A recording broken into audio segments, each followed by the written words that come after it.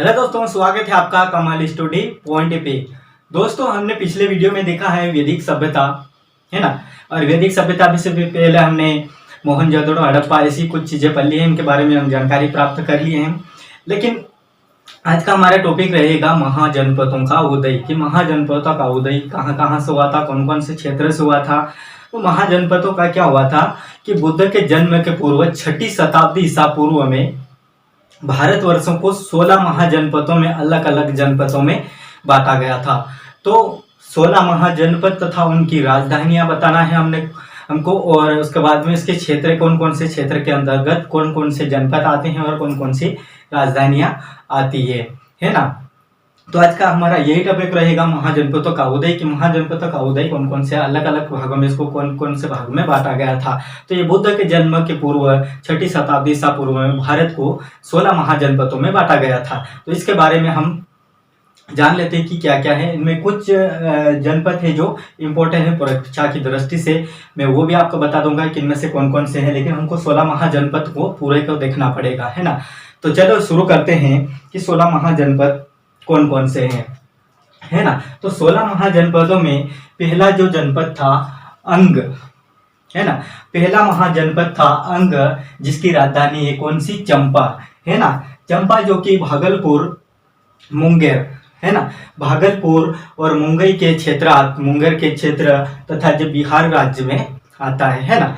तो भागलपुर और मुंगेर ऐसे कुछ क्षेत्र आते हैं और ये बिहार राज्य में अवस्थित है। तो अंग जो कि इसकी राजधानी चंपा, भागलपुर, मुंगेर तथा ये बिहार के राज्य में आते हैं। अगला हमारा है मगध।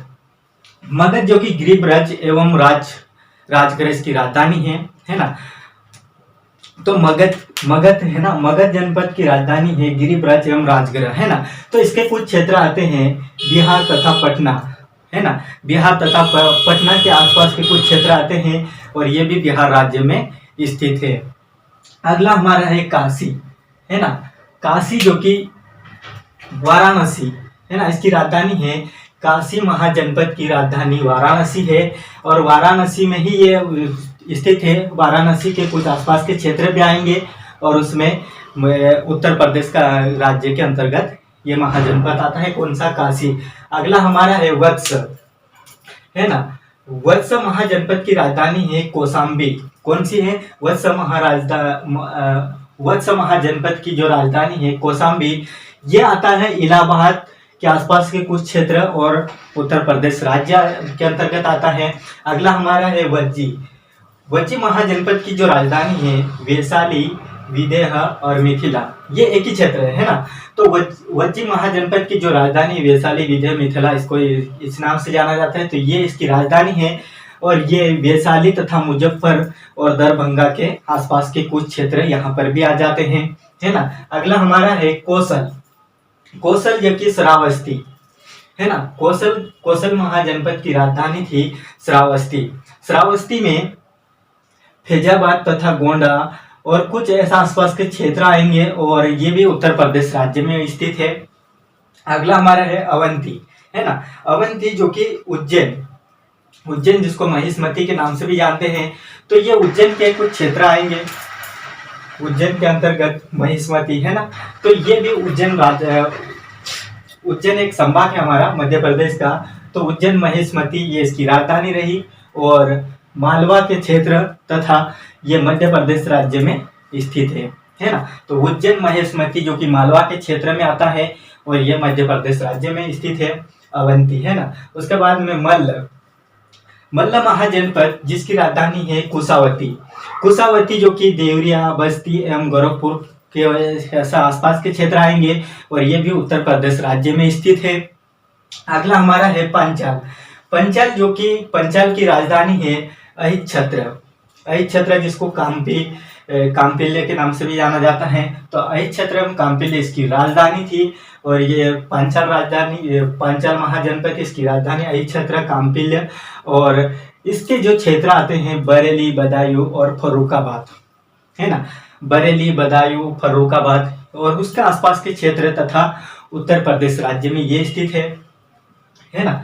तो अगला हमारा है चेदी महाजनपद की राजधानी है शक्तिमती और ये कहाँ पर स्थित है, ये हमारा है बुंदेलखंड, है ना।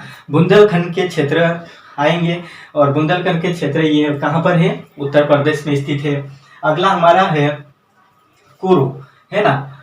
कुरु महाजनपद की राजधानी है इंद्रप्रस्थ और ये क्षेत्र आधुनिक दिल्ली तथा मेरठ एवं हरियाणा के कुछ क्षेत्र आएंगे, तो ये हरियाणा में ही स्थित है। उसके बाद में अगला हमारा है मत्स्य की राजधानी है विराटनगर, है ना। विराटनगर ये जयपुर राजस्थान के अंतर्गत है, अलवर एवं भरतपुर और उसके आसपास के क्षेत्र आएंगे और ये है राजस्थान राज्य में स्थित है। उसके बाद हमारा अगला है कंबोज, है ना। कंबोज की राजधानी है हाटक, है ना। हाटक और इसके क्षेत्र जो आते हैं राजौरी एवं हजारा के क्षेत्र आएंगे, है ना। इस आसपास के क्षेत्र कुछ आ जाएंगे। इसके बाद में सुरसन महाजनपद में मथुरा राजधानी है। सुरसन महाजनपद की राजधानी थी मथुरा जो कि उत्तर प्रदेश में स्थित है। कहाँ पर, उत्तर प्रदेश में। और यहाँ पर कुछ आसपास के क्षेत्र आ जाएंगे छोटे छोटे। इसके बाद में हमारा है अस्मक महाजनपद की राजधानी है पोतली एवं पोतन, है ना। पोतली एवं पोतन ये अस्मक महाजनपद की राजधानी है और ये गोदावरी नदी के क्षेत्र में आएंगे और ये दक्षिण भारत का एकमात्र महाजनपद है ना। तो कभी पूछा जाता है कि गोदावरी नदी के क्षेत्र में कौन सा महाजनपद आता है, तो अस्मक महाजनपद आता है। इसकी राजधानी क्या है, पोतली पोतन एवं ये गोदावरी नदी के क्षेत्र में दक्षिण भारत का एकमात्र महाजनपद है। इसके बाद में अगला है हमारा कांधार, है ना।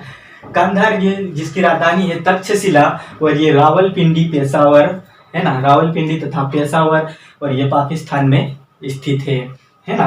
तो इस तरह ये सारा 16 महाजनपद को अलग अलग भागों में डिवाइड कर दिया है और अलग अलग इनकी राजधानियां दे दी और अलग अलग इनके क्षेत्र भी मैंने बता दिया है।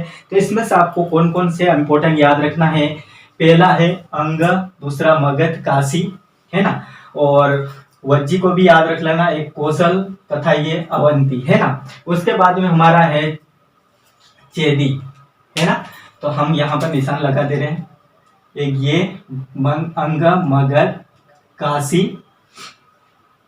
उसके बाद में कौशल, अवंती, चेदी तथा कंबोज एवं अस्मक एवं कांधार।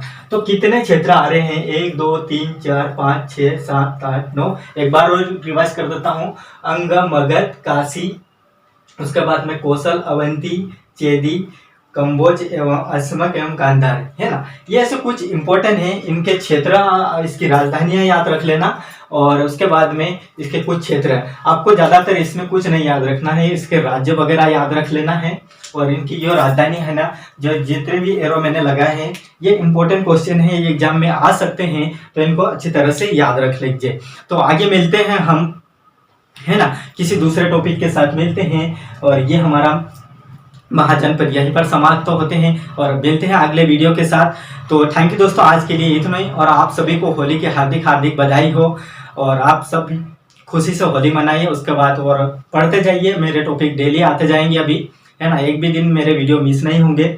तो महाजनपदों से कितने क्वेश्चन आपको इम्पोर्टेंट है, आप इसकी स्क्रीनशॉट भी ले सकते हो। तो थैंक यू दोस्तों, आज के लिए इतना ही, बाकी का मिलते हैं कल, है ना, अगले टॉपिक के साथ, अगले वीडियो के साथ। तो देखते रहिए और ध्यान से पढ़िए कि हमें अच्छे से अच्छे पढ़ के नहीं, जो जो क्वेश्चन इंपॉर्टेंट है वही पढ़ेंगे और वही एग्जाम में आने वाले फालतू चीजें पढ़ के कि हमें कुछ नहीं मिलेगा, है ना। तो इसके बारे में जानकारी इतनी, बाकी मिलते हैं अगले वीडियो के साथ, आप स्क्रीनशॉट ले लीजिए। थैंक यू दोस्तों, आज के लिए इतना ही।